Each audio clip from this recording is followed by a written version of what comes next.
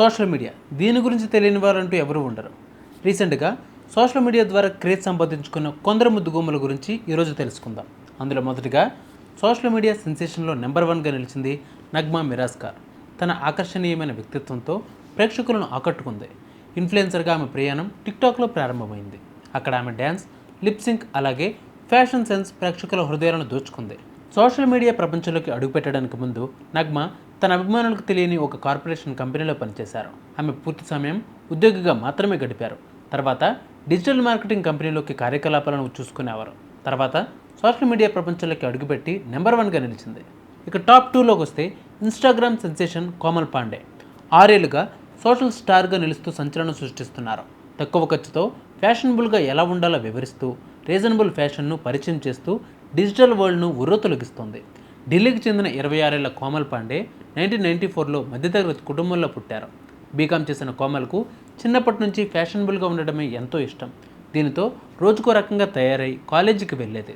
ఆమెను చూసిన ఫ్రెండ్స్, నువ్వు చాలా స్టైలిష్గా ఉన్నావు, మోడలింగ్ ట్రై చేయొచ్చు కదా అనేవాళ్ళు. అయితే ఆ సమయంలో బాయ్ ఫ్రెండ్తో ప్రేమలో ఉన్న కోమల్ వాళ్ళ మాటలు అంతగా పట్టించుకోలేదు. అలా 4 ఏళ్ళు గడిచిన తర్వాత బాయ్ ఫ్రెండ్ బ్రేకప్ చెప్పడంతో ఒక్కసారిగా తన జీవితం మారిపోయింది.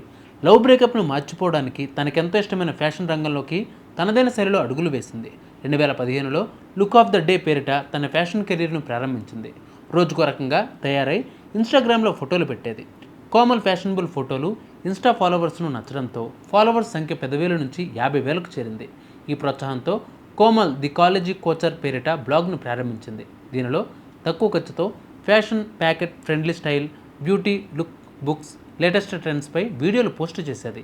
ఈ విధంగా సోషల్ మీడియాలో టాప్ 2గా రన్ అవుతుంది. ఇక టాప్ 3 విషయానికి వస్తే డాలీ సింగ్. తెలియని వారికి డాలీ స్పిల్ ద పాస్ అంటే వెంటనే గుర్తొస్తుందేమో. డాలీ తన ఆలోచనను వినిపించడానికి చాలా ఫేమస్ అయింది. అలాగే గతంలో ఆమె ట్రోల్ చేయబడింది కూడా. ట్రోల్ చేయబడిన సందర్భాలు చాలానే ఉన్నాయి.